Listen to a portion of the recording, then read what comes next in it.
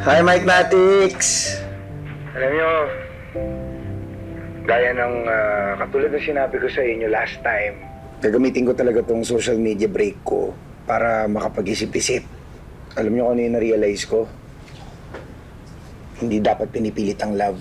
hanap ako ng hanap, habol dito, habol doon.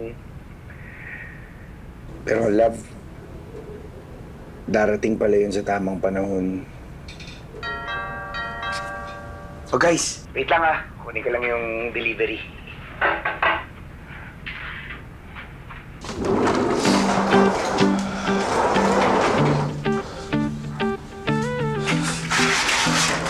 Good evening, kayo po ba si... Di ko inakalang darating ka love me. sa puso kong dati nag-iisa.